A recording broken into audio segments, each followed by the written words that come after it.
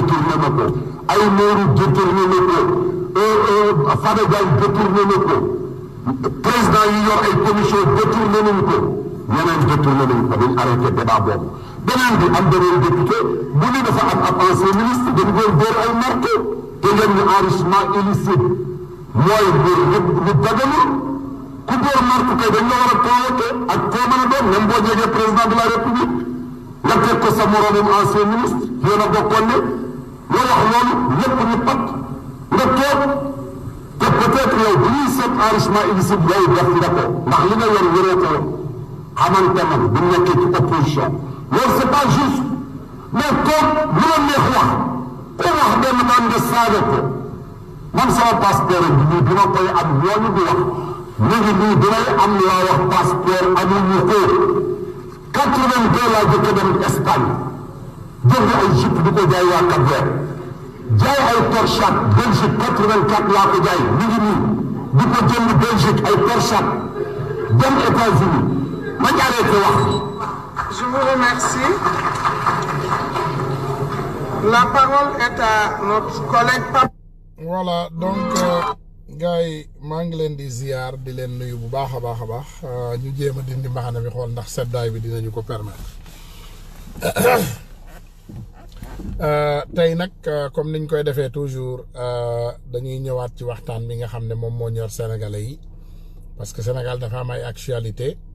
te defe naa actualité yooyu li ci ëpp tey mooy suñu frère bi nga xam ne moom moo nekk ci kaso bi te may na rek na Sénégal nag gore parce que dans un monde normal ki nga xam ne moo lay xeexal bu nekkee ci ay jafe-jafe doo ko ci bàyyi yàlla dafa def nag nous on n'est pas fort en victimisation maanaam ñun doomu sénégalais yi ma xam les réels les braves fils dignes fils du Sénégal on se victimise pas ñun dañuy ñëw wax doomu aadama yi li nga xam ne moom mooy réalité buñ ko déggee ñu def ko buñ ko bëggul ñu bañ koo def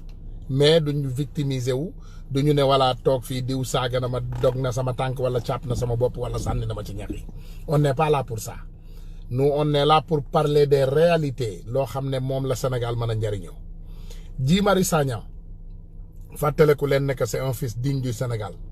te ku ñëpp ne baax na te ku ñëpp ne gonga parce que Guy Marius Sagna déggu leen kenn ku génn ku normal ku ànd ak sagoom ku ne leen xale bi yarul amul yar ak teggin wala bëggul Sénégal wala xeexalul Sénégal Guy Marius Sagna dafa nekk nit koo xam ne dafa gëm li mu gëm réalité la gëm xam nga sénégalais nag ñun ñu ci bari maanaam ay naxaate la ñu gëm ay caaxaan ak ay wax lu dul dëgg mais ñi nga xam ne ñooñu dëgg la ñu gëm ñooñu xam nañu réalité yi nga xam ne moom la sénégalais yi dund tey te duñ dellu ginnaaw man mii ma bokk ci ñooñu lu ma leen waxoon nag di ngeen ko gis ngeen bàyyi ci xel mënuloo toog sa biir kër ñu leen di jox ay facture courant bi weer bii ngeen ko mën a fay ak weer bii di ñëwaat weer bi ci topp di ngeen am problème yéen ñëpp di ngeen génn te lu ma leen waxaan di ngeen ko dégg balaa booba nag man ngeen koo génn léegi ñu jeexal kàddu bi ñu jël ko sànni ko de côté parce que ce qui est grave que les Sénégalais le savent ou pas may ne na Sénégal nag gore Sénégal nag gore déglu leen slogan bi de Sénégal nag gore je ne parle pas d'une personne ou d'une autre Guy Marius Sagna chrétien la c'est une minorité bu ko neexoon mu toog këram Francoulaye et j'en suis sûr et certain que la majorité des chrétiens sont supportés par leurs frères chrétiens de l'extérieur chrétiens yi la plupart des temps ils ont du soutien de l'extérieur ma wax leen loolu boo leen demee ci église yi gis ngeen ni mu setee comment c'est bien bâti xam ngeen kan moo ëpp suuf ci àdduna bi ki ëpp suuf déggu leen ki ëpp suuf ci àdduna bi is the Catholic Church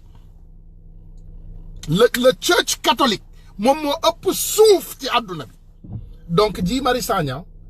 ñooñu mën nañ koo supporter de tous les côtés mën nañ koo toppatoo mën nañ koo soutenir xam nga kan la loxoom jotul ginnaawam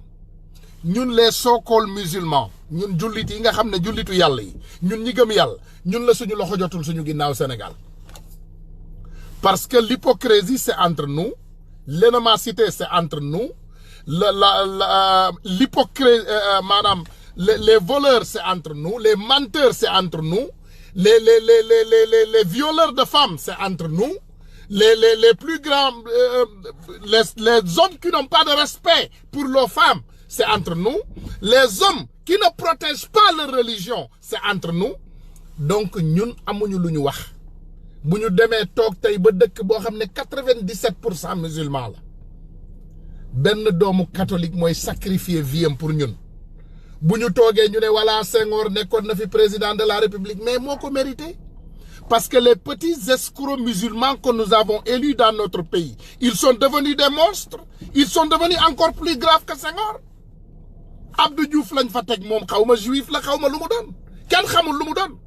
Ñu indi fa Ablaye Wade qui connaît. Si vous connaissez, faites-moi savoir. Ñu indi fa Macky Sall, mais Ablaye Wade mo ñu indil Macky Sall. Fu mu ko jëlé? Papa Ablaye Wade, fo ñu jëlalé waji. D'où tu as pris ce médiocre? Qui faut ñu ko jëlalé?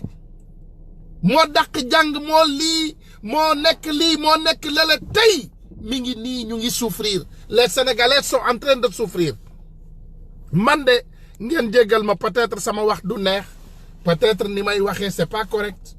Mais je serais surpris que Sénégal dinañu génn ci mbuumu jaam bi. Je serais très surpris que Sénégal dinañu génn ci mbuumu jaam bi. Mbuumu jaam mi Sénégal ci lañuy dé. Parce que est-ce que du loolu lañu mérité. Gis nga ma wax leen dara. Dëkk bi ma nekk. Dis-toi que c'est presque le contraire du Sénégal. C'est 98% chrétiens. Wala juif ak yenen manam yenen religion yi peut-être 5 à 2 à 3% la am comme musulman Amérique est-ce que bu ko maté bëgg naa ko sax xool bu ma amee jot parce que bëgguma wax information bu réelu est-ce que xam ngeen ne fii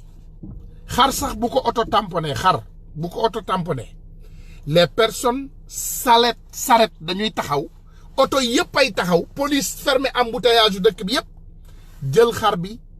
teg ko de côté bu dee dañ ko war a plâtrer ñu plâtrer ko bu dee dañ ko war a opérer ñu opérer ko bu dee dañ ko war a faj ñu faj ko delloowaat ko dignitéem xar laa la wax bu dee muus dañuy arrêter embouteillage bi faire la même chose bu dee nit forget about it. Ils respectent les femmes, ils respectent les hommes, ils respectent les enfants, mais ak technique et technologie ak xam-xamu àddina ils se disent que les enfants et les femmes, ils ont moins de force. Donc, plus de protection pour eux. Manam ñooñu lañu wara gëna sam parce que ay néew ji doole lañu. Sinon, les papas qui ne sont pas sérieux ou les maris qui sont méchants, ils vont les blesser. Donc ñooñu lañuy ñëk sam. Tay ngeen tok Sénégal ñu couper sen ñu indi len ay facture courant. Doomu chrétien bi encore Guy Marius Sagna. Bëgguma woon je n'ai jamais voulu arriver là-bas. Doomu nit ki nga xam ne yéen ñu ngi toog ci àdduna bi boo waxee ñu ne la ku dul jullit du nit. Ki ma gis muy protéger Sénégal de du jullit. Ki ma gis tey muy génn di protéger Sénégal di protéger seen honneur di protéger seeni yaay ak seeni baay ak seeni nijaay di leen xeexal ñu koy jàpp di ko dugal ci kaso bi di ko yéegal di ko wàccee du jullit. He is not a Muslim.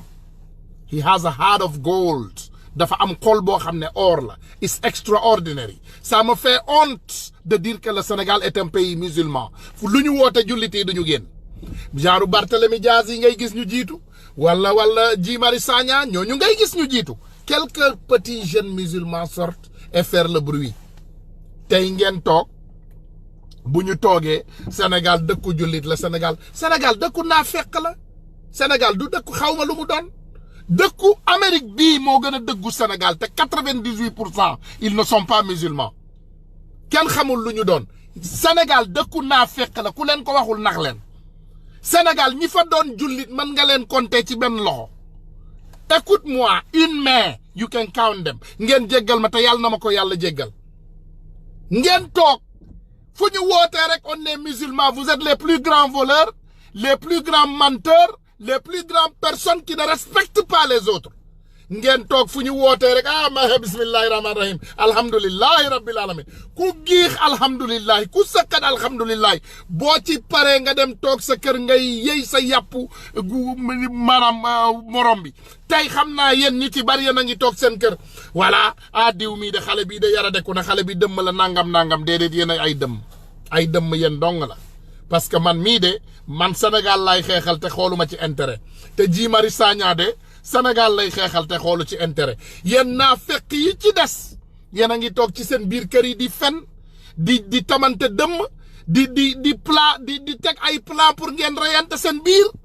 di jamante paaka di yeyante seen yàpp amul dara loo xam ne defal ngeen ko réewu Sénégal te Sénégal ay teg ci seen bët ku nekk a ngi politique nag ku nekk a ngi politique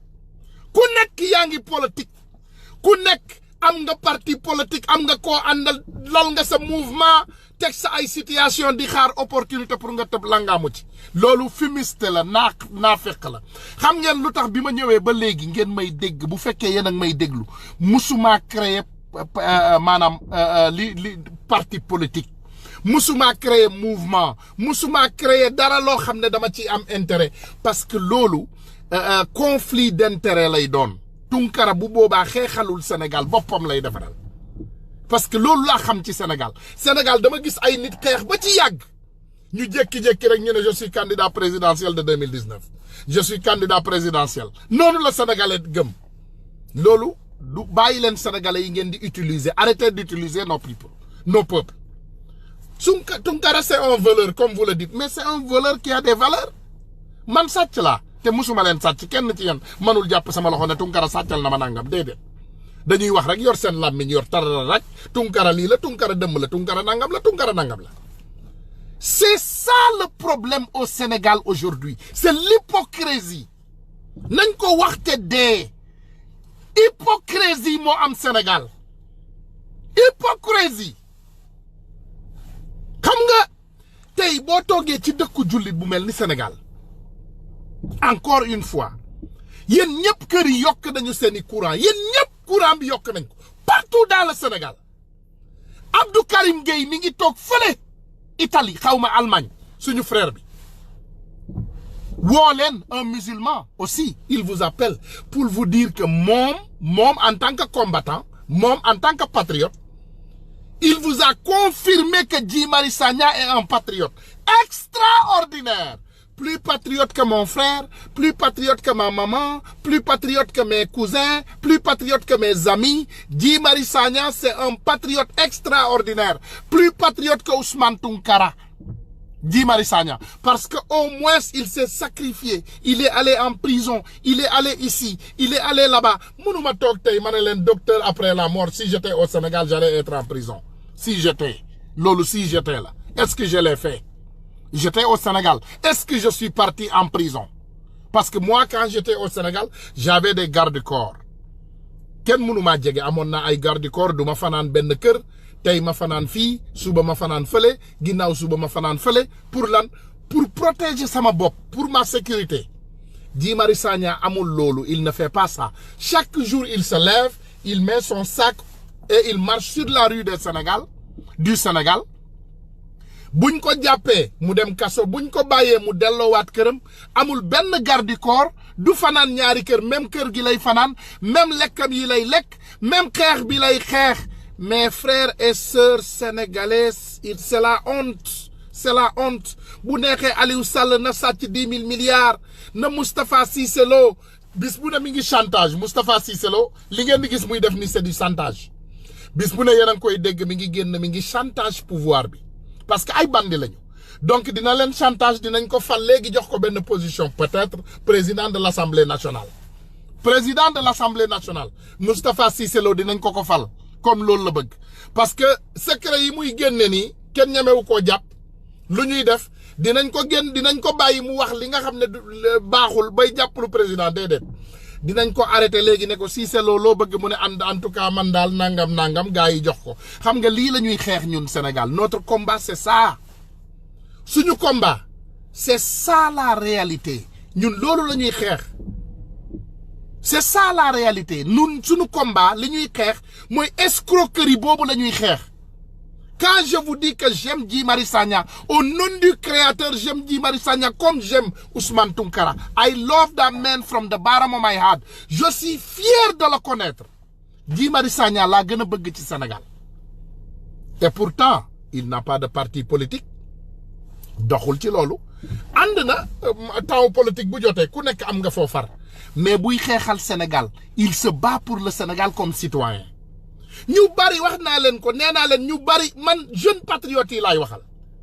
ñu bari ñooñu duñu génn parce que bu leen fàtte ne lii de yu bari Sénégal dañoo luubal xaalis parce que avant qu'on ne voit ce qui se passe dans cette rébellion de Ousmane Sonko avant Sénégal politique bi ni mu daan doxee mooy doomu aadama yi da ngay ñëw ñu teg la ci benn position teyteelu jox la alal bu bari parce que xam nga ne c'est pas normal ngay jël yenn alal yi di ko jox nit. Loolu c'est même pas légal dans des états normaux mais boo ko defee ñooñu dañuy jël alal boobu randal ko teg ko de côté randal lañ ko tuddee dañ koy randal nee nañu parce que alal bi dafa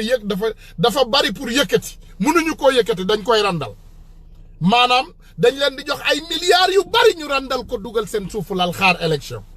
élection bu jotee ñu ñëw jaay jombe ñaaw voilà mes frères et sœurs j'aime le Sénégal je vais être votre président de la République bu ma ñëwee danaa changer réew mi dinaa changer institution yi dinaa changer doomu aadama yi doomu xaram doo changer kenn parce que vous êtes des voleurs sàcc naka la mën a ñëwee sàcc sa dëkk ba mu neex ko randal sa xaalis randal ay milliards mu ne la gàmma su ma ñëwee bii yoon dinaa la defal bu ñëwee ndeyam randal ay doomam randal ay xaritam randal ay àndandoom randal waa këram yëpp randal ay doomu xaram lañu ñoom ñëpp dañoo bon c'est des menteurs des voleurs et des défaillants kenn mënul def ak moom man patriote yi laay waxal aujourd'hui dans les réseaux sociaux taal nañ ko ba mu tàkk taal nañu réseaux sociaux yi ba mu tàkk taal nañu réseaux sociaux yi ba mu tàkk léegi doomu xaram yooyu bu ñu ñëwee di ñu fen di ñu yàq di yàq suñu dëkk di tas suñu àdduna di yàq suñu futuru doom di yàq suñu ay futur bu élection jotee ñooñu ngay gisaat ñu dem sur mesure seen costume yëpp c'est taillé sur mesure xam ngeen costume sur mesure lu muy jar ma may leen benn bénéfice bu ndaw Europe costume sur mesure ça vaut au moins 2 à 3 millions de francs 2 à 3 millions de francs CFA lay jar xam nga 2 à 3 millions de CFA boo ko joxee benn famille bu normal Sénégal lu mu ciy daf ciy dund une année ferme daf ciy dund at parce que la majeure partie des familles au Sénégal duñu dundee lu ëpp 100 000 francs 100 000 francs par mois 100 000 francs par mois boo leen joxee 1 million 10 mois lay nekk fukki weer lañ koy dund doomu xaraam yi randalkat yi ñoom seen costume yi benn costume maanaam ñeenti atu dundu baadoolo la ñeenti at benn costume te ñetti téeméer lañ ci yor wala ñeenti téeméeri costume dañuy am appartement bi téeméer appartement bale téeméer appartement bale téeméer appartement bale téeméer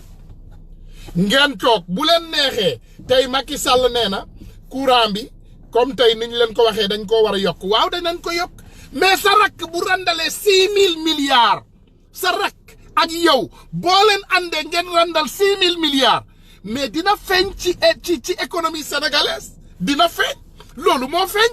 léegi lan ngay def léegi muy jaay sénégalais yi beneen doole médiocrité des sénégalais mu ñëw mu yokkal leen ko ne sama rakk randal na 6 000 milliards génn na protéger ko jouru tabaski mu ne léegi damay forcer sénégalais yi yéen ngeen génnee xaalis boobu ngeen rembourser bu rakku président randalu loon 6 000 milliards sénégalais dañuy wàññi dund gi dinañu wàññi ma déglu leen lii xew Mauritanie notre pays voisin xaaral ma déglu loo leen lii xew Mauritanie baal leen ma tuuti rek li xew Mauritanie te man ngeen koo vérifier c'est des informations fiables man ngeen koo vérifier maa ngi leen koy tegal nii baal leen ma tuuti rek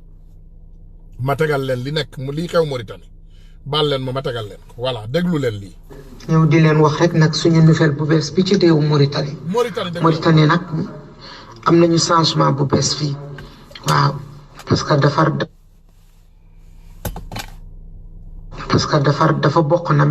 dafa bokk tamit ci ànd bi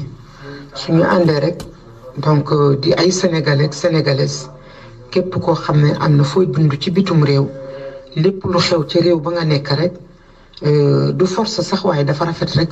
panel bi di ko xam wala di ko sentir waaw ndax tey fii ci Mauritanie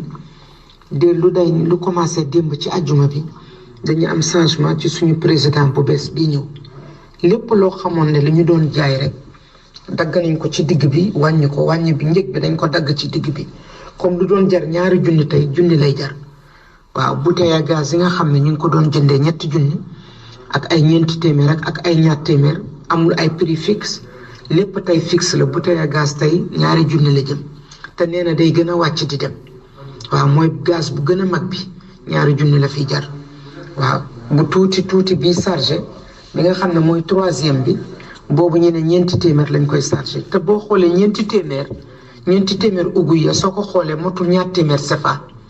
suñu ñeenti téeméer fii motul ñaar téeméer CFA donc vraiment Macky Sall war na xool boog ci Mauritanie bii mu wàññi prix yi saaku ceeb bi nga xam ne ceeb bu bay la woon te ñu ngi ko doon jëndee fii juróom-benn junni ak juróomi téeméer fii juróom-benn junni fii dafa mel ni nga ne ñaari junni CFA moom lañ doon jëndee saaku ceeb bi tey saaku ceeb bi wàññi nañ ko mi ngi ci ñetti junni waaw dafa mel ni nga ne junni CFA bokk la ñaar fukki kilo yi ak juróom léegi junni CFA la fi jar boo amee junni CFA nga am 25 kilos ci ceebu bay bi moo am fi Mauritanie tey suukar bi tamit ñu ngi ko doon jëndee fukki junni ak benn fii ci xaalisu Mauritanie suukar bi wàcc na léegi soo amee ñeenti junni ak juróomi téeméer moom la saaku 25 kilos bi di jar donc daal ñun daal depuis démb ñi ngi happy comme ni ma leen ko mën a waxee kilo yàpp bi nga xam ne ñu ngi ko doon jaayee ñaari junni ak ñeenti téeméer léegi kilo yàpp junni ugu yi la fii soo xoolee junni ugu ya donc dafa mel ni nga ne ñaata la CFA voilà junni ugu ya dafa mel ni nga ne juróomi téeméer la waaw muy yàpp xar muy yàpp nag muy yàpp gëlëm lépp daal wàññeeku na daal te boutique yëpp nag dañ leen taxaw am ñu leen suivi prix yëpp fixe la Gloria bi ñu fi doon jaayee téeméer ak ñaar fukk léegi juróom-benn fukk lay jar fi juróom-benn fukki ugu ya donc dafa mel ni nga ne Gloria ñaar fukk CFA lay jar waaw ñaar fukk CFA Gloria pire laa la wax moom la ñu am Omela ñaar fukk CFA la fi jar en tout cas daal muy sénégalais muy guinéen ak race bu mu mënti doon di dund tey ci réewu Mauritanie gis nga sa bopp ci ñëw président bii daal ndax lii la ñu soxla président bu nit ñi toppee ci yow bëgg la rey seen bopp di la votel di xuloo ko xeex ak tàccoo ko fecc lu ne ñi di ko def ngir nga falu nga daal di falu fàtte nit ñi yow na sa biir fees nga jël lépp loo xam ne ñaar fukk la doon jar nga def ko juróomi téeméer kenn mënul laal dara nit ñi lekkatuñu nit ñi naanatuñu loolu soxloo ñu ko ci nguur kon nag ñun Mauritanie tey ñi fi nekk ngay Mauritanien tey ngay nationalité boo mënti doon tey toogu président bii nga xam ne Mohamed wul Cheikh Ghazouani la tudd tey ñëpp kontaan nañ ci moom amul Mauritanien amul benn race bu fi nekk tey te fecculoo démb maa la wax lii tey boo demoon marché man dafa fekk sama portable am problème sinon dama koy filmer kon démb sax laa leen yónnee message bi kon dama koy filmer yépp mais sama portable moo amoon problème waaw alhamdulilah bi ma ko defaree ma leen di wax nag lii foo dem tey ci marché Mauritanie ñëpp ngi fecc ñëpp ngi kontaan parce que lu doon jar ñaari junni yëpp tey junni la yéen day gën a wàcc nag di dem maaru parfumé bi tey mun naa ne kilo bi ñu ngi ko fi doon jëndee ñeenti téeméer fii ugu ya léegi wàcc na léegi soo amee téeméer ak juróom-benn fukk téeméer ak juróom-ñaar fukk nga am benn kilo ceeb maaru parfumé ceebu parfumé boo xamee téeméer ak juróom-ñaar fukk fii ugu ya motul sax juróom fukk CFA motul juróom fukk CFA kon nag Macky Sall war nañu dimbali nit ñi courant bi day wàcc courant bi moo ci des ndox seerul ndox mun ngay taal fii ba suba saraakol di dem facture bi buy ñëw du mat sax ñaari junni ugu ya te nga xamee ñaari junni ugu ya motul junni CFA kon nag Macky Sall nañu dimbali lii doo gisee ma wax ko ci panel bi bu fekkee am na ku mën a jottali message yi tamit nit ñi dégg ko foofu ndax ñu am yëngu-yëngu vraiment ci fin d'année bi Macky def dara mu toppandoo naari boobu comme moom lu mu def rek toppandoo la moom amul benn intention pour def moom dafa ñëw rek xiif moom rek ku ko tàccu fekkee rek koo koy lekk ñeneen ñi bokkuñu tey nag fii loolu amul fi Mauritanie amul ku tàccu amul ku fekk président bi ñëpp la yemale prix yëpp wàcc na gaa yaa ngi dugg ci dëkk bi di def suivi di xool boutique yi prix fixe moo fi am léegi amatu ku nekk sa prix lu la neex nga jaay amatu fi lépp wàcc na voilà bu fekkoon da nga daan am fukki junni doo ci mën a dépenser une semaine tey fukki junni bi su fekkee mën nga liggéey dëgg mën nga ci dépenser weer tey parce que lépp di wàcc macha allah nit ñi kontaan nañu li ñuy def kay rek yéen ci panel bi waaw ak ñeneen dañuy ñaanal suñu président bii Mohamed Cheikh Ghazouani bii toog yàlla yàggal ko fi te yàlla yokk ko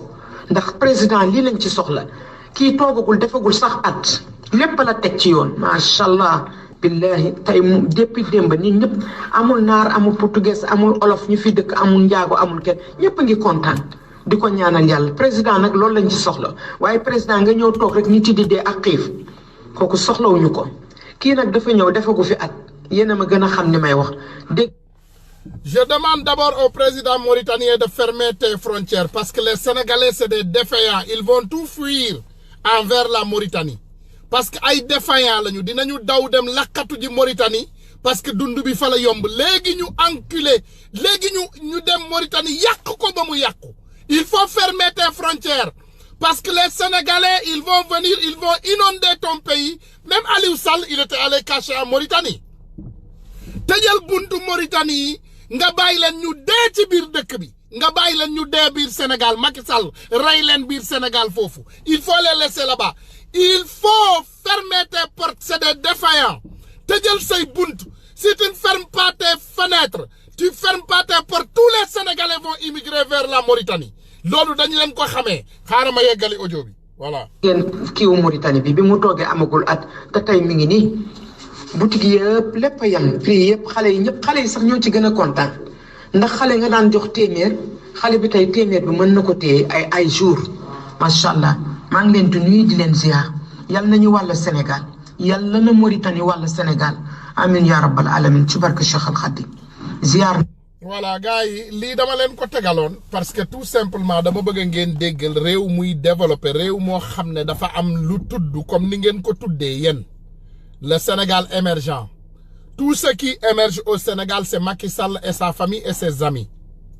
c'est le Sénégal et en réalité le Sénégal démerdant parce que on se démerde pour vivre ñun dañuy démerder pour dund léegi nag dégg ngeen ko fii ci live bi ñu ne leen Mauritanie changé nañu lépp Mauritanie tous les prix sont presque à 1/3 te xam naa sénégalais on vous connaît parce que ay défaillant ngeen pour vous c'est plus facile d'aller mourir à la frontière de la Mauritanie que de sauver votre pays léegi nit ñi commencé jël ay gaal commencé dox ci désert bi di dee ci yoon bi xiif ak mar rey leen ci yoon bi parce que tout simplement bëggu leen génn jàmmarloo ak kii nga xam ne moom mooy sàcc suñu alal bi Sénégal gore leen Sénégal na gore sénégalais nañu gore les caisses du Sénégal sont vides caisses yi vide nañu Sénégal amatul benn alal boo xam ne Macky Sall mën na koo jël partager leen ko doomu xaram bi rawale na suñu alal yëpp yóbbu na ko ci paradis fiscaux yi moom ak ces voleurs de bandits de l'Assemblée nationale ces défaillants xaalisu Sénégal yëpp rawale nañ ko dem na ci paradis fiscaux yi buñ leen jàppee en otage ma wax leen li xew Arabie Saoudite Mohammed bin Salman seen prince bii nga xam ne moom moo fa ne crown prince bi Mohammed bin Salman bi Arabie Saoudite amee problème ngeen jéggal ma c'est pas quelqu'un que je supporte de tous les côtés parce que c'est aussi un dictateur mais am na foo xam ne ànd naa ci ak moom Mohammed bin Salman bi dëkk bi amee problème mu xaalis ce qu'il a fait il a kidnappé tous les milliardaires il les a mis dans un hôtel mu tëj buntu hôtel mu ne kenn du fi génn te xaalis bi génnewuñu ko pour dëkk bi fay ay impôts ils ont décalé 100 milliards de dollars 100 milliards de dollars en 24 heures le patron yi génnee 100 milliards de dollars pour soqali économie Arabie Saoudite donc Macky Sall bu jàppoon Aliou Sall dugal ko ci kaso bi jàpp ñoom Mamour Diallo jàpp gaa yëpp dugal leen ci kaso bi mais xaalis bi bu génnul doo leen génn ci kaso bi ni kon Sénégal dina suqaleku Sénégal dina jóge ci mbaadoolo Sénégal alal bi sénégalais yi dinañ ko jotaat courant bi dina wàññeeku ceeb bi dina wàññeeku dawlin bi dina wàññeeku lépp dina wàññeeku parce que Sénégal c'est pas un pays si populaire Sénégal 16 millions de personnes la 16 millions population bi yeggul foofu 1 milliard de dollars Sénégal ñun suñu budget c'est 300 milliards de 3000 milliards defe naa 3000 milliards budget bi assemblée di voté donc Alioune Sall li mu sàcc rek budget wu Sénégal ñaari yoon la 6000 milliards c'est notre budget de 2 fois donc tey Mohammed bin Salman bu Arabie Saoudite muy doomu buuru Arabie Saoudite bi dem leen ngeen vérifier information yi quand l'Arabie Saoudite a eu un petit problème financier moom li mu def dafa ne gars yi policiers yi dem leen jàppal ma milliardaires saoudiens yëpp ngeen indi leen mu dugal leen ci biir hôtel du yóbbu leen kaso il les a mis dans une hôtel de luxe xam na ne dañoo bëgg a luxe mu dugal leen ci hôtel bi fermé leen mu ne kenn du fi génn nag tant que réglé wuñu problème mu impôt dëkk mais je te dis en 24 heures ils ont décalé 100 milliards de dollars xam ngeen 100 milliards de dollars mooy ñaata ok 10 milliards de dollars mooy 6000 milliards 100 milliards de dollars c'est 600 000 milliards 600 000 milliards 600 000 milliards ils l'ont décalé en 24 heures Macky Sall tey ak doomu xaraama mi ñiy sàcc xaalis bi ñiy sàcc alalu sénégalais bu leen jàppoon ñoom ñëpp en 24 heures mu dugal leen rëbës mu dugal leen fa ne kenn du génn fii bu xaalis bi génnul dans 24 heures tout l'argent sera rassemblé dinañ ko tegaat fi ñu ko war a teg doomu sénégalais yi dinañ ci gisaat seen bopp mais ku sàcc Macky Sall il te prend il te protège kuy defar faux billet mu jël la dugal la ci suufu mbaggam kuy jaay drogue mu jël la dugal la ci suufu mbaggam les plus grands vendeurs de drogue sont au Sénégal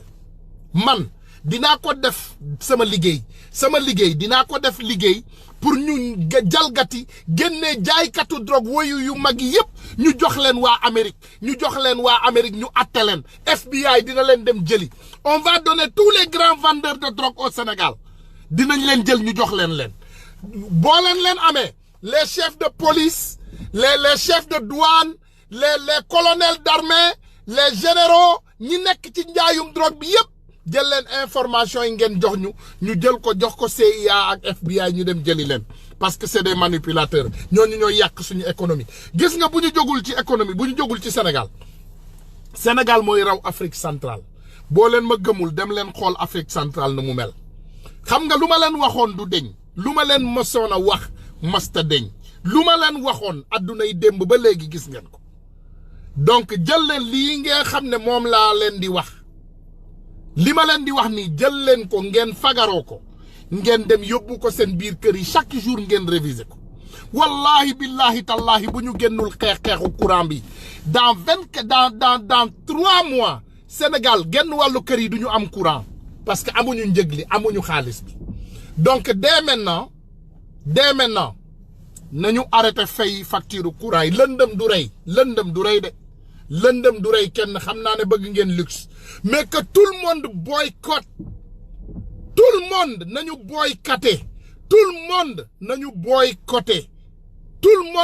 boycotter fay lii nga xam ne moom mooy courant Sénégal yëpp boycotter leen fay courant ngeen génn ci mbedd mi jàmmarloo ak Macky Sall billahi wallahi boo leen ko defee le même jour Macky Sall va redresser sa tête mu dem ne attendez xaalis yi ñu sàcc dugal ko ci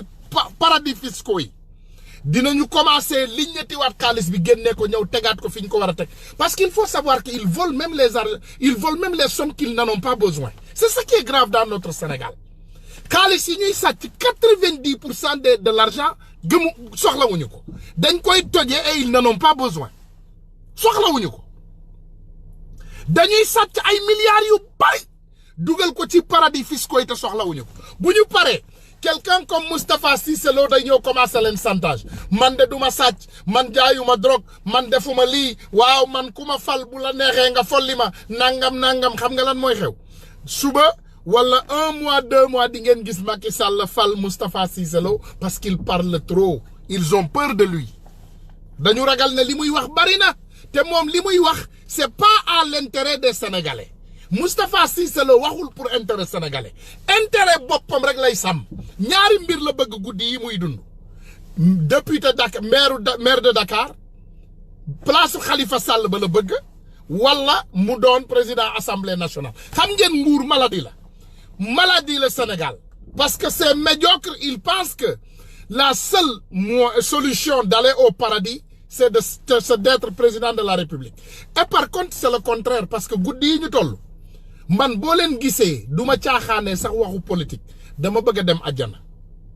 parce que yàlla nañ ma yàlla baal peut-être dans certains cas on peut dire que c'est un peu différent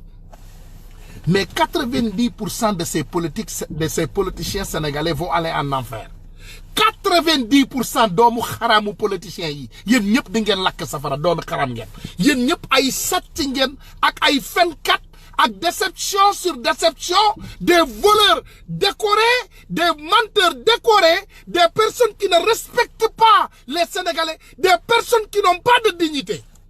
yéen ngeen toog ci réew ngeen yaakaar ni àjjana ngeen ci am te yéen ñëpp yéen a ngi màgget billahi boo leen amoon téléphone tey woo Ousmane Tanor Dieng yéen ñëpp di ngeen jubbanti tey bu Tanor del si woon bu yàlla sax gis nga yàlla buy indi woon Tanor pour 24 heures rek mu waxtaan ak yéen wallahi Sénégal mooy gën a jub réew moo xam ci àdduna bi Tanor buñ leen ko indi laatoon 10 minutes mu wax ak yéen di ngeen xam ne lépp dëgg la doomu xaraam yi ngeen yor alalu Sénégal bi di ko pasare doomu sénégalais yi di torturé wu Macky Sall sa doom yi di gën a néew yi di gën a funki di waaj a exploser ak yeneen politiciens yi ma bëggut a tudd yeneen seen doom yi nekk fi di dawal ay voiture de course ay Lamborghini ñuy louer ay avion di louer ay hélicoptère ngeen nekk ci lu leen neex yaataa yombe bu leen neex démb ngeen doonoon ay baadoolo tey ngeen doon ay multimilliardaire ngeen toog ngeen yaakaar ne yéen maanaam bokkum alquran ak jiite julli ak wax fen ak duul moo leen di yóbbu àjjana da ngeen dof vous êtes devenu fou vous êtes devenu fou hein parce que doo leen dem àjjana naafeq du fa dugg al munaafiquuna du dugg àjjana déedéet munaafiq du dugg àjjana naafeq du fa dugg naafeq du fa teg tànk yàlla nag moo xam ki fay dugg mais on connaît ce qui est vrai aussi kenn du dund nee naa leen am na benn hadis boo xam ne dafa am benn doomu aadama boo xam ne rey na lu tolloog juróom-ñeenti fukki nit ak juróom-ñeent maanaam bi mu defee loolu bi muy dem laaj benn boroom xam-xam ndaxam moom yàlla dina ko jéggal benn nit bi mu mujjee laaj muy 100e personne bi mu ko reyee yàlla dafa def mu demaat ci beneen boroom xam-xam bi mu ko laajee ñu wax ko ci dëkk bi nga xam ne moom la war a dem pour vraiment am information yi ko leer mu dee ci yoon bi donc yàlla yóbbu malaaka yërmande ak malaaka bi nga xam ne moom mooy punir pour ñu xëccoo ko xool vraiment ban distance la gën a jege mu gën a jege fi nga xam ne foofu la doon dem wutee njéggalu yàlla baal ko au moins kooku dafa doon dem wuti njéggalu yàlla mais yéen doomu xaram de la république yi les menteurs les violeurs les défaillants les grands bandits du Sénégal ngeen toog yaakaar ne yàlla dina leen jéggal xaaral ma tegal leen blanchiment spirituel xaaral ma tegalaat leen ko defe naa da ngeen di gaaw a fàtte seen xel yi mooy gaaw a naaw parce que doomu xaraam yi yaakaar ngeen tey loo leen def ci Sénégal yàlla dina leen ko jéggal ndax jubu leen parce que xamu leen yàlla vous ne savez pas ce que Dieu est waaye may leen ma rek ma tegal leen blanchiment spirituel ngeen comprendre ne yàlla y a pas de blanchiment spirituel chez Dieu ku fi toog yaakaar ne yàlla dina la raxas nga set da ngaa dof. Nous allons citer quelques-uns. déglu leen. Pour que les gens comprennent, parce que souvent il y a des confusions. voilà déglu leen lii. Détournement des fonds, publics ou privés. déglu leen lii. Si vous êtes détourné des fonds, ne pensez pas que vous avez désobéi à la loi de la République seulement, mais vous avez aussi désobéi aux ordres d'Allah subhanahu wa ta'ala. Le faux monnayage, ceux qui fabriquent les faux billets et qui les injectent dans l'économie. Non seulement vous déstabilisez l'économie nationale, les faux mais billets, aussi vous encourez la fraude. Les faux billets. Troisièmement, la manipulation des marchés publics et privés. Vous tous et vous toutes qui avez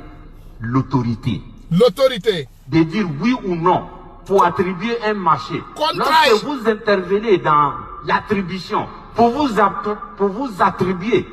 injustement des parts des pourcentages. Sachez que vous avez désobéi non seulement à la loi de la République, mais vous avez aussi désobéi gravement aux enseignements d'Allah subhanahu wa ta'ala. L'abus de fonction. Vous tous qui avez des fonctions, qui avez des décisions,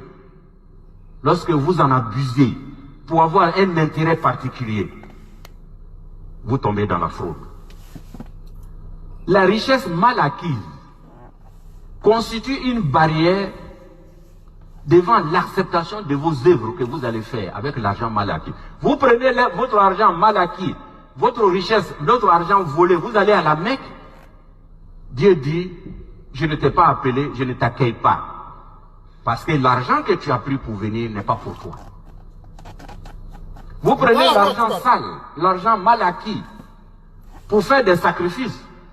en tentant ainsi un blanchiment spirituel de l'argent mal acquis. Oui, parce qu'il pense que quand il va voler 1 milliard, il va prendre 1 milliard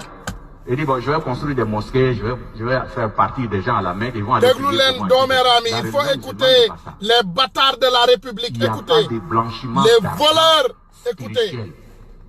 C'est-à-dire le fait de faire le sacrifice avec l'argent volé ne le rend pas licite pour toi. Dieu n'accepte pas. Pourquoi? Parce que Dieu dit, Allah tayyib, Dieu est pur. Il n'accepte que les choses qui sont pures. Chers frères et sœurs, il y a aussi sur le plan spirituel, il y a d'autres éléments. À cause du temps, nous allons, peut-être en d'autres occasions, nous allons revenir sur ces choses, si l'occasion nous était donnée. Tu n'auras jamais l'occasion. Il y a surtout la colère d'Allah. Dieu dit, فَإِن لَمْ تَفْعَلُوا فَأَذَنُوا بِحَرْبٍ مِّنَ اللَّهِ وَرَسُولِهِ. Il dit, si vous n'arrêtez pas la course à l'enrichissement illicite, sous toutes ses formes, il dit alors recevez une déclaration de guerre de la part d'Allah et de son messager, sallallahu alayhi wa sallam. Alors imaginez-vous quand Dieu vous déclare la guerre, وَلَا يَعْلَمُ جُنُودَ رَبِّكَ إِلَّا هُ. Alors que personne ne connaît les soldats d'Allah, c'est lui seul. Ça peut être une maladie. Ça peut être des incendies. Voilà. Ça peut être des incendies, des inondations. Les cœurs de vos citoyens, voilà, ne sont plus ensemble. Donc c'est une menace les grave. voleurs de la République. Voilà, donc déglu ngeen te du yam fii parce que c'est pour vous dire que Guy Marius Sagna boo leen ko bàyyiwul ci 48 heures yi di suivre, vous allez voir des catastrophes que vous n'avez jamais vécues dans votre existence. Parce que les Sénégalais ne vont plus duñu nangooti benn doomu xaram muy procureur voleur de terrain de la République, muy procureur blanchisseur de drogue de la République, muy procureur qui prend... attends, j'ai reçu des messages par contre, monsieur le procureur Bassirou Gueye.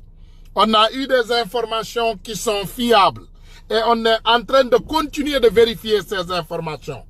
On a reçu des informations que képp ku am cas bu critique ba ngeen gis ne procureur Bassirou Gueye jàpp na ko tëj ko ci biir kaso bi, ay nitam ndeysaan ci biir neexal ak travailler pour génne seen nit ki, corruption bi ndeke dañuy nekk di traiter ak procureur bi di ko yóbbul xaalis, dafa am somu xaalis boo xam ne moom lañ koy virer, mais c'est toujours en espace, en liquide, parce que duñu bëgg mu bàyyi trace, moom du leen ko laaj, mais ñoom dañuy xam ne loolu lay xaar. Dégg naa dañuy dem di neexal di ko graisser doomu xaram bi, di ko graisser bu mbir mi matee moom dina dem xool ni nga xam ne noonu lay def pour génne sa mbokk mi ci kaso bi. Donc procureur de la République, corruption bi ci yow la commencé. Monsieur Bassirou Gueye, arrête la corruption au Sénégal. Les Sénégalais t'ont choisi. Ton président malheur, voleur, malgré tout ce que tu fais, ce président moo la tànn teg la foofu, mais boppam la fa tegal. C'est ça la réalité. ndax mag ñu baax ñi non da ngay fantu Akhenaton non bàyyil caaxaan le yow bàyyi leen ngeen Sénégal jàmm rek lay am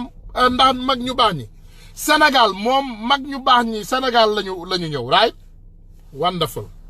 ok donc dites-moi je vais seulement vous poser des questions qui sont extraordinaires n'est-ce pas defe naa bu ma juumul war ngeen xam ne baytul muqaddas jàkk ji nga xam ne tey boo demee fële ci Jérusalem tey juif yi dagg nañ ko sax boole ko ci seen bos bu leen fàtte ne boobu mooy symbole islam boobu mooy premier jàkk bi ñu tabax ci l'islam te bu ma juumul foofu la yonent yàlla jiite woon yonent yëpp julli seen kanam balaa muy yéeg dem àjjana dem visitam àjjana boobu te pourtant tey israéliens yaa ngi rey musulmans yi comme xar guddi ak bëccëg ñu ngi leen di rendi di leen sànni ci ñax mi ñu ngi leen di def du n'importe quoi dem nañu sax ba jël nañu defe naa léegi def nañu Jérusalem capitalu Israël donc Dieu ne travaille pas comme ça bàyyi leen caaxaan de ay mag yu baax yi fii la ñu juddoo ay mag yu baax yi fii la ñu ñëw yooyu amul fenn ci àdduna bi man ndax mag yu baax yi ci boppam jàpp nañ leen dugal leen ci kaso bi sëñ Touba mi nga xam ne ñun ñëpp moom la ñu gëm les blancs l'ont attrapé ils ont essayé à le donner des lions à manger d'accord gaynde yi lekkuñu ko mais yóbbu nañ ko tëj nañ ko kaso yóbbu nañ ko def nañ ko ñaawteef bu nekk mu dellu siwaat voilà bi ñu sonnee ci moom lañ ko delloo siwaat am ci nag ci suñu maam yu baax yooyu ñoo xam ne ay défaillants la ñu woon on connaît tout ñoo xam ne ñoom bi tubaab bi ñëwee ba ñu tiitee dégg naa lekk nañu ci yàppu xaj bi sëñ Touba ne leen kalb lii yàppu xaj la bu leen laal doon na touché pas ñi yàppu xaj lañ leen di nekk di jox am ñu lekk ci yàppu xaj bi donc bu leen ñu sonal fii ay mag yu baax seeni mag yu baax gënuñu suñu ay baay gënuñu suñu ay maam lu leer laa leen di wax fii yàlla bu bëggee dal sa kaw wallahi yàlla bu déclarer guerre contre yow amul mag bu baax amul mag bu bon donc lu tax kon ñu jàpp taalube bi amina sëriñ si barki Dembo Ndiaye jàpp nañ fi benn sëriñ pour affaire monote taalibe dugal ko ci kaso bi xanaa mag yu baax yi nekkatuñ fi wala ñaanuñu fi woon pourtant dañ ko dugal ci kaso bi ay toj buntu kaso de laa fa gis ak ay saaga ndey gisuma fa dara loo xam ne sotti na fa saaga ngeen ndey toj ngeen ay buntu kaso rien n'a marché Sénégal bàyyi leen ay affaire mag yu baax mënuñoo protéger Sénégal yàlla mooy protéger te yàlla wallahi billahi yàlla béy sa tool waxu wolof la man duma wolof yàlla béy sa tool yàlla ku toog sa kër xaar yàlla ñëw béyal la ko da ngay nax sa bopp bu dee sëriñ yi li ñuy woote yëpp dëgg la ne leen nañu jëmbat seeni ji ñu bàyyi seen tool noonu te kenn bu mu dem béy ñax du fa sax ngeen xool wala sëriñ yi ci boppam nañu dugg ci biir oto te oto bi bu mu am chauffeur am volant di dawal ndànk nañu dugg rek wala ñu dugg ci biir avion ne jarul ngay jàpp volant avion bi bàyyil dina naawal boppam sëriñ si oto leen di yóbbu te dañu am chauffeur avion bi leen di yóbbu dafa am pilote essence lañ ciy def soluñ ci ndox sëriñ si dañuy lekk dañuy naan comme ñun dañuy lekk di naan di wooral yàlla di ko ñaan di ñaan yàlla garantirul kenn ajjanaam kenn amul garanti wu ajjana yàlla yonent yàlla Muhammad rasulullahi rek moo ko amoon ba pare moom moo gënoon ragal yàlla moom moo doon gën a jaamu yàlla ñi nga xam ne sax ñi nga xam ne moom mi am garantie moo doon gën a jaamu yàlla ñi nga xam ne seen garantie wóoru leen woon waxuma lii pour benn tarixa wala benn affaire wala benn lii du waxu tarixa lii waxu réalité la is common sense lii du man lii laa man lële laa tijaan bi moo def lii murit bi déedéet je respecte kilifa yëpp laa respecté man Tunkara respecté naa kilifa yëpp jox naa kilifa yëpp sa cër mais benn kilifa mënumaa yóbbu ajana yàlla moo mën a yóbbu ajana yàlla moo mën a yóbbu ajana yàlla moo mën a yóbbu ajana yàlla rek moo mën a dugal nit ajana yàlla rek moo mën a lakk nit yàlla moo mën a xañ nit mais quant à je respecte tout le monde mais kenn mënumaa yóbbu ajana parce que bu doon loolu kon du ma julli maa ngi julli di woor di ñaan yàlla di jéggalu yàlla c'est ça les réalités mu ne des Israéliens à Touba Ousmane c'est quoi le deal je ne sais pas ce qui est sûr et certain que j'en suis sûr et certain que je vais vous dire une chose muy Dakar muy mon petit village de Djidda muy benen dëkk ñun ñëpp même bi lañu ci côté yàlla on est tous les mêmes yàlla yàlla dafa respecté bakkan yëpp bu mu sàkk quand même nag njiit yu baax yi dinañu julli ci seen ginnaaw dinañ sakku xam-xam dinañu sakku ñaan loolu dara newu ci mais ça n'arrête rien du tout ndax ñooñu suñu mënoon dara tey dinañu ñaan ba nga xam ne xam nga il faut savoir que on est dans des situations qui sont critiques dans notre pays médiocre ngeen jéggal ma ci waxin bi on est dans une situation très critique dans nos pays médiocres xam nga ndeysaan boo jàngul boo amul xam-xam da ngay yaakaar ne luñ la wax yëpp dëgg la mais boo jàngee tuuti nga am xam-xam da ngay comprendre ne que am na affaire yoo xam ne c'est pas des réalités xam nga tey man ku ma toog ne ma Tunkara jarul ngay dem liggéey yàlla dina la délivrer lekk délivrer la naan sa biir kër man sama njàngum alxuraan bu ndaw bi ma def xam naa ne yàlla daf ñu ne ñu liggéey xam naa loolu yàlla daf ñu ne ñu sàkku xam-xam yàlla daf ñu ne ñu julli ñu ñaan ko te buñ ko ñaanee mu may ñu yàlla newul kenn demal sukki ci kanamu diw nga ne ko mu ñaanal la au lieu de nga ñëw ñaan ma ñaan la ma laaj la quelque chose de direct tey nga demoon ci banque nga war a leb banque laa la wax dama lay jox exemple monde ci àdduna bi nga war a lebi banque demal nga yónni sa sëriñ demal nga yónni sëriñ bi nga ne ko sëñ bi demal lebi banque bi Amérique xam nga lu ñuy demee sa crédit la ñuy demee sëñ bi bu ñëwee mu ne diw laa ñëw lebal dañ koy xool d'abord ndax wér na wala boppam mi ngi ànd ak sagoom mën nga consigner nit mais sa tur ngay jël ak sa ay filiation ci loolu lañ lay lebalee donc du côté de Dieu yàlla du jàpp sëriñ bi responsable pour toi sëñ Touba wax na ko fukki yoon ak juróom suñu sëñ bii fa nekk xalif général bi sëñ wax nañu ko fukki yoon ak juróom mu ne yàlla dafa ne ñu jaamu ko nañu jaamu yàlla sëñ Touba nee na nañu jaamu yàlla defe naa vidéo baa ngi fi boo leen ma jéggalee léegi ma tegal leen ko am naa ko fii fenn boo leen ko am na gis naa ko léegi je viens de le voir boo leen ma ko baalee léegi ma tegal leen ko j'ai vu la vidéo nee na nañu jaamu yàlla kon naka nañu jaamu yàlla loolu laa gis nañu jaamu yàlla jaamu leen seen boroom julli leen sakku leen njaam ci yàlla xaar leen mi ngi fi écoute donnez-moi une minute je l'ai ici dinaa leen ko indi léegi comme ça au moins ñu am benn understanding boo xam ne am nañ ko ci côté yàlla parce que man loolu laa gis loolu la ma sëñ bi digal suñu sëñ bi ñun ñëpp loolu la ñu digal de mu ne ñu julli ñu jaamu yàlla nañu jaamu yàlla attendez hein naaw yeeg voilà waxuma bi je ne parle pas de celui-là jéggal leen ma xalif général bi am naa fi benn vidéo mu ne ñu nañu jaamu leen yàlla voilà attendez lii du affaire tarixa wala affaire quoi que ce soit c'est tout simplement des réalités que nous vivons chez nous sëñ bi moo ñu ko wax mu ne jaamu leen sama borom dafa ne ngeen jaamu yàlla voilà mi ngi nii. keneen amul àjjana sunu borom nee na sama àjjana ku ma jaamuwul du fa dugg. dégg ngeen ko. man ci saa bopp li ma leen ciy dollil man Ahmadou mooy jaamu leen yàlla saa bopp laay jaamul yàlla jaamuluma leen yàlla. jaamu leen yàlla saa bopp laay jaamul yàlla jaamuluma leen yàlla. jaamu leen yàlla saa bopp laay jaamul yàlla.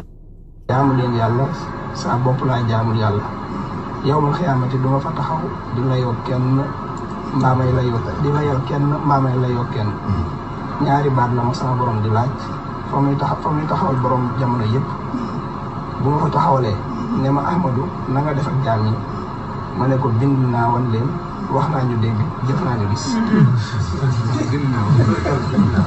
léegi nag leeral bi su ko waxee ba noppi da ci teg. digaluma leen dama leen di déggal li leen seen borom digal sunu borom nee na ku ma jaamu may sa boor sunu borom nee na ku ma jaamuwul it may sa boor sunu borom nee na àjjana. Gars yi jéggal leen ma une seconde. Let me call you 1 minute. I'll call you 1 minute. gaa yi jéggal leen ma de. amul àjjana sunu borom nee na sama àjjana ku ma jaamuwul du fa dugg. sunu borom nee na sama àjjana ku ma jaamuwul du ma ci dugg doo ci dugg. mooy jaamu leen yàlla saa bopp laay. sëñ Tuubaa nee na ngeen jaamu yàlla boppam lay jaamul yàlla mu ne ngeen jaamu yàlla boppam lay jaamul yàlla sa boroomam nee na ajjanaam ku ko jaamuwul doo ci dugg. bu leen neexee ngeen saaga Tunkara bu leen neexee ngeen xas Tunkara li xalif général bee ko wax maa ngi nii ma tegalaat leen ko benn yoon parce que suñu kilifa la ñun ñëpp sëñ Muntaxa Basiir yàlla na fi yàgg te wér. yàlla na fi yàgg te wér. yàlla na fi yàgg te wér. nga yàgg wax nit ñi dëgg du dëgg. man Ahmadou mooy jaamu leen yàlla saa bopp laay jaamul yàlla jaamuluma leen yàlla. jaamu leen yàlla saa bopp laay jaamul yàlla jaamuluma leen yàlla. jaamu leen yàlla saa bopp laay jaamul yàlla. jaamu leen yàlla. xoolal Jaga Fall je ne parle pas de